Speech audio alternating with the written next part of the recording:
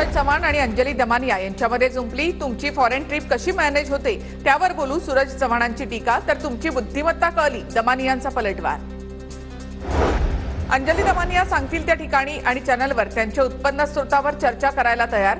हिम्मत असेल तर तुम्हीही चर्चेला या. सूरज चव्हाण यांचं दमानिया यांना प्रति आव्हान. 15 तारखेला तुम्ही सांगाल त्या प्लॅटफॉर्मवरती मी तुमच्यासोबत चर्चेला तयार आहे. अजितदादाशी नंतर भिडू, आधी आमच्याशी तुम्ही भिडा. तुमच्यात हिम्मत असेल तर तुम्ही सुद्धा त्या चर्चेला यावं. अजित पवार यांनी अमोल मिटकरी आणि सूरज चव्हाण हे दोन राम आणि श्याम सोबत ठेवलेत. 10वी पास अर्थमंत्र्यांकडे 127 कोटींची मालमत्ता कुठून आली? अंजली दमानियांचा सवाल. अजित पवारांविरुद्ध मी लढतीये सिंचन घोटाळ्यात म्हणा. अजित पवारांनी आता सूरज चव्हाण आणि अमोल मिटकरी हे दोन राम आणि श्याम त्यांच्यासाठी ठेवलेत, पण सूरज चव्हाणांनी सगळी हद्द पार केली आहे.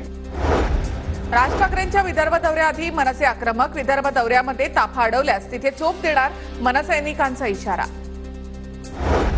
राज ठाकरे यांचा मी फॅन होतो, पण ते सध्या दिल्लीचे आदेश मानतात. मतविभागणी करणाऱ्या पक्षांना सुपारीबाज असं म्हणतात. रोहित पवारांची राज ठाकरे यांच्यावर टीका. ठाकरे साहेबांचा मी फॅन होतो, पण आता दिल्लीचे आदेश ते ऐकायला लागलेले आहेत. लोकसभेला काय झालं हे सगळ्यांनी बघितलं. सामान्य लोक मतविभागणीसाठी वापरणाऱ्या नेत्यांना आणि पक्षाला काय म्हणतात तर सुपारीबाज पक्ष. पुण्यामध्ये एका ग्रंथाच्या प्रकाशन सोहळ्याच्या निमित्तानं तावडे आणि पवार एकत्र. तर अण्णाभाऊ साठेंवरील या ग्रंथाचं इतर भाषेमध्ये रूपांतर करण्यासाठी मी शरद पवार यांच्यासोबत असेन, तावडेंचं विधान. अन्य भाषा सुद्धा भाषांतरित झालं पाहिजे ही जबाबदारी मी नक्की घेतो. आणि पुढची भारतरत्न जबाबदारी जी आहे ती पवार साहेबांच्या मदतीला मी नक्की असेल. बोलणाऱ्यांचा किती अभ्यास हे माहिती नाही. रवी राणांच्या वक्तव्यानंतर रुपाली चाकणकरांची प्रतिक्रिया. आशीर्वाद दिला नाही तर खात्यामधून 1500 रुपये परत घेणार, रवी राणा यांचं विधान. एक जण स्वतःचा जितका अभ्यास आहे तितकंच भाष्य करेल. त्याच्यामुळे आपण कुणाच्या कुवतीवर मानसिकतेवरती बोलण्यापेक्षा आपल्याला काय करायचं त्याच्यावरती आपण.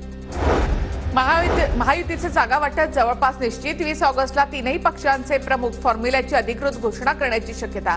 उदय सामंत यांची माहिती. अमित शहा 16 ऑगस्टला पश्चिम महाराष्ट्राच्या दौऱ्यावर. कराड दक्षिण विधानसभेचे नेते अतुल भोसलेंच्या मतदारसंघामध्ये होणार जनसंवाद मेळावा. विधानसभेच्या पार्श्वभूमीवर अमित शहांच्या दौऱ्याला महत्त्व. सोलापूरमध्ये अमोल कोल्हेंना मराठा आंदोलकांचा घेराव. अमोल कोल्हेंसमोर मराठा आंदोलकांची जोरदार घोषणाबाजी.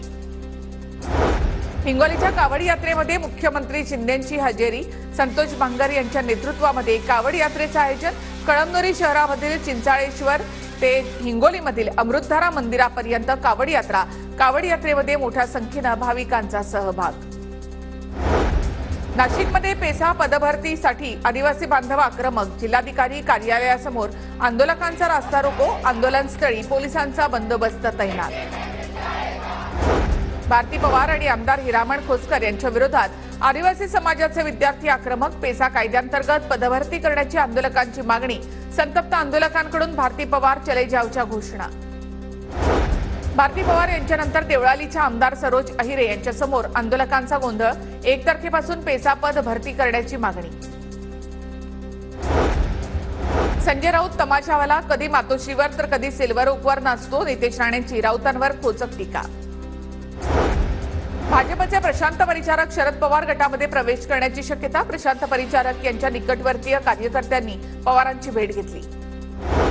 सोलापूरमधील मोहोळ अप्पर तहसील कार्यालयाच्या मुद्द्यावरून खासदार प्रणिती शिंदे आक्रमक. कार्यालयावरून मुख्यमंत्री लोकांची दिशाभूल करतायत, प्रणिती शिंदे यांची टीका.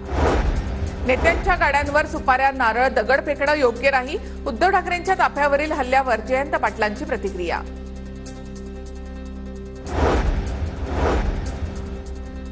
जनता कुणाला निवडून देईल हे सांगता येत नाही.